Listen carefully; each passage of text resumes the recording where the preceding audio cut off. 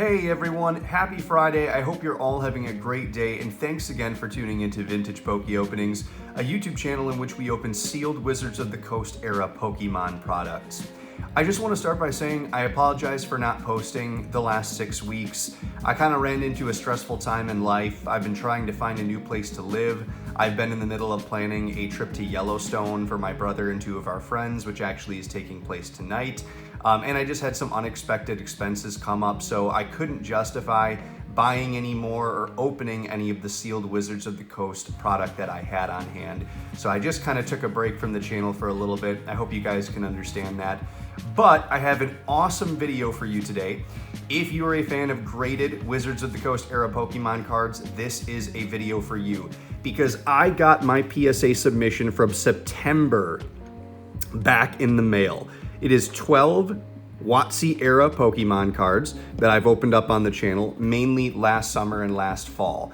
I sent in this submission on September 4th and just got it back a week ago, so it ended up taking over 8 months for the submission to be returned. So I will say though, the grading process sped up greatly when PSA closed its operations, at least from the grading perspective. So I've got some other submissions that I hope to get back soon as well. But let's get into it. 12 cards. Let's see if we can get that Gem Mint 10. I have yet to receive a graded Gem Mint 10 card. So the first one we have here is a holographic Pincer. The centering on the front is honestly really nice.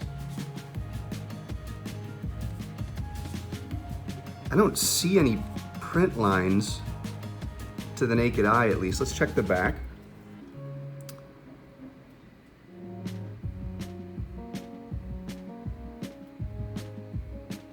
Boy, that's a really nice card. Centered well on the back also. I think, I don't really see any whitening.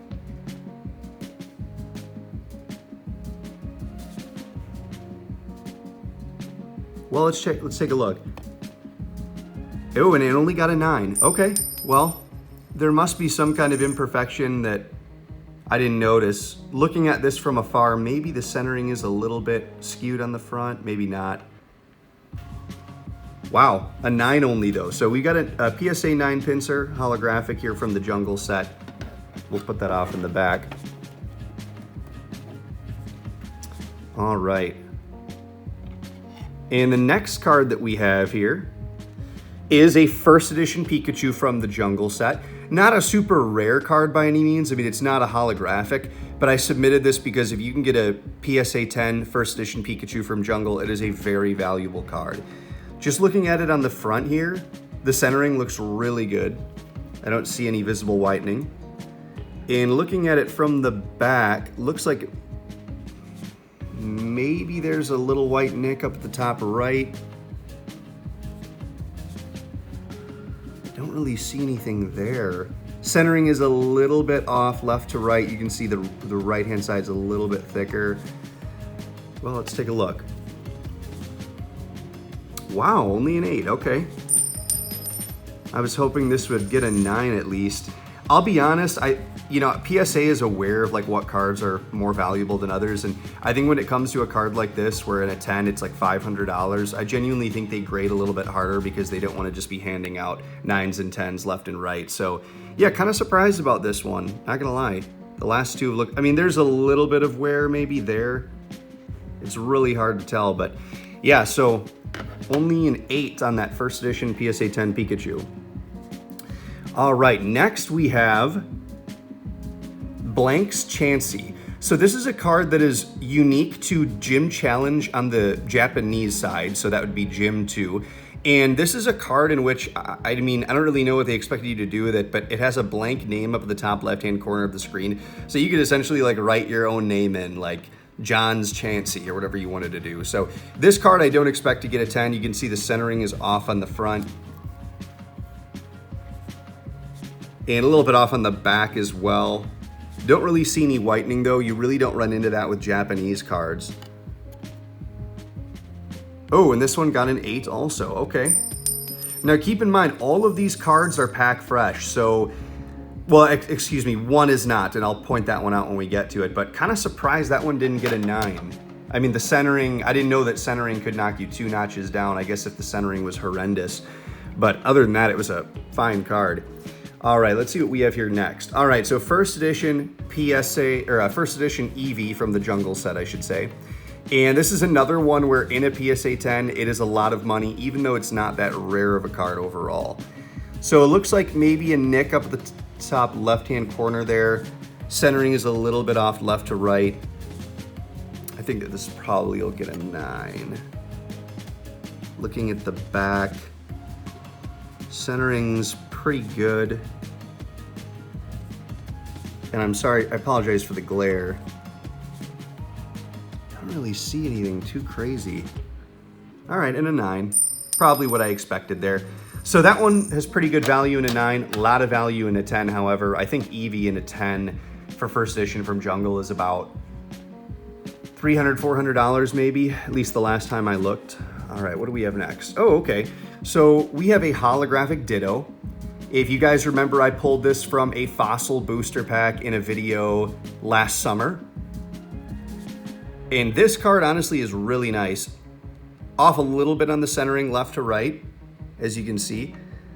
I'm trying to look for print lines on it. I don't really see any print lines evident. Let's check the back.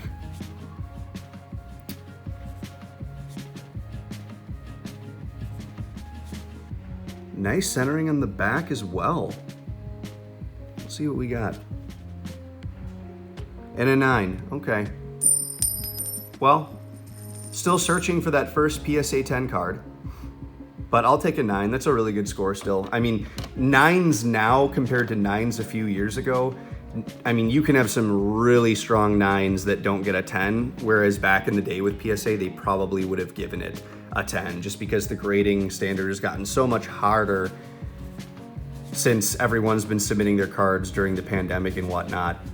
This next one that I have here is from Gym Challenge, or Gym 2 on the Japanese side. This is Giovannis Persian, one of my favorite artworks from that set. Just looking to see if there's any print lines. I think the holofoil is fine. The centering, as you can see, is a little bit skewed. We take a look at the back. Same thing there. It's not bad, just a little off-center. That's really the one thing that always gets me with Japanese cards, is the centering is off. Everything else is perfect. Okay, and as I predicted, yep, this one got a 9 as well. Such a beautiful card, though. I love Giovannis Persian. Absolutely one of my favorites. In fact, we'll put this one on the back as well.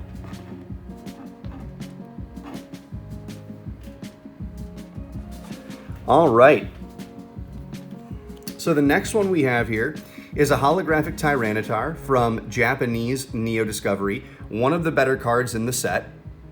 Not quite as valuable as like the Espeon or the Umbreon, but still pretty valuable. This one, as you can see, probably also going to get a 9. The centering is a little bit off. Take a look at the back side.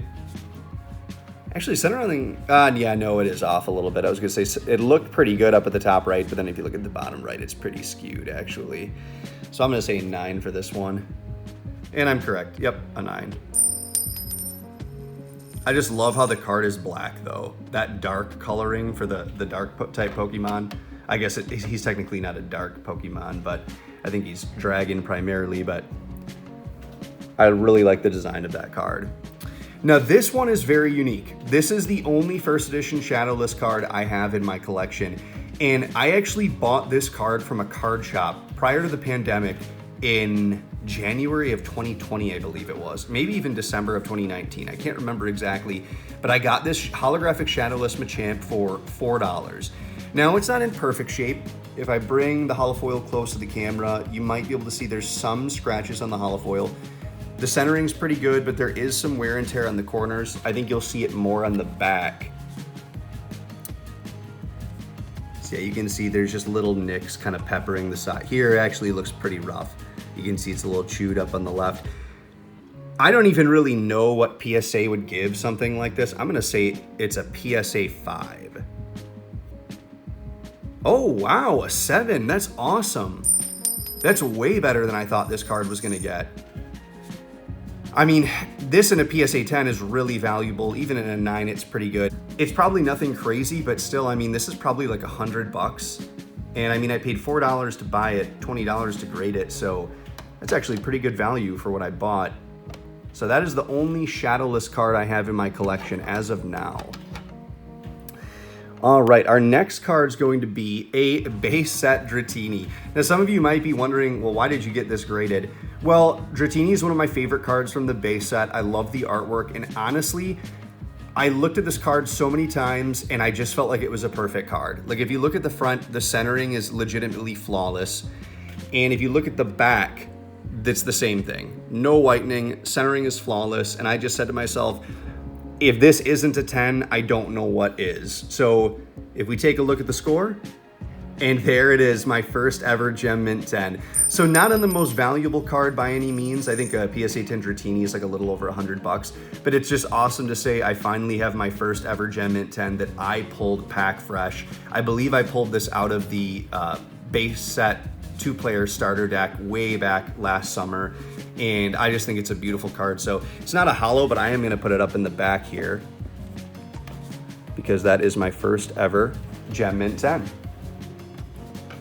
Now we're getting to some of the rare cards here. This one not so much, but the last two are probably the 2 rarest in the batch. So this is a base set Charmander, and once again I got this one graded because really any of the starter Pokemon from base set in a PSA 10 or even 9 are pretty valuable. So with this one, the centering is pretty good on the front. Honestly, I have no complaints there. Maybe just no, it's pretty much spot on. Let's check the back.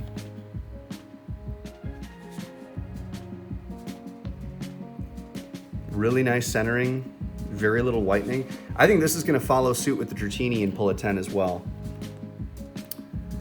I guess not, only a 9. So this is probably why PSA doesn't give like explanations as to why they graded certain things when they send you like the little report back, because if they did, I don't think they could justify in that case, like what is the difference between the Charmander and the Dratini?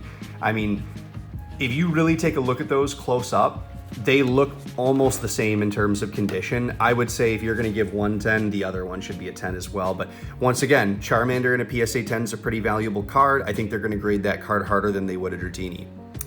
Now this is one of the 2 gemstones of this submission. This is the Japanese Gym Challenge Sabrina's Gengar. Not only is this card a fan favorite, but it actually is somewhat banned. If you can faintly see in the background of the image to the left of Gengar, there are some crosses, like a graveyard, and that was removed from the image when this card came over to the English side because it was too graphic for American kids. So it's kind of a, I don't want to say a banned card because it did come over, but it's an altered card.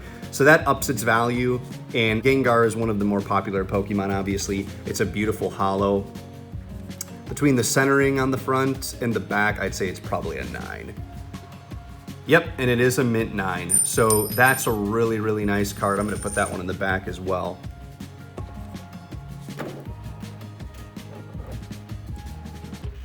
Which brings us to our last card, which is a holographic Snorlax from the Jungle set. Another card that I pulled from a Jungle pack last summer, and this one might have some print lines on it. It's hard to tell. That holofoil in the Jungle set, it's hard to tell because there's like these streaks on it as part of the stars, but it kind of looks like print lines sometimes. Otherwise though, really good centering on the front. This one I remember had some pretty significant silvering on the side, so that might detract from it. Otherwise, pretty good centering. I'm gonna say this is a PSA 9. And sure enough, there it is.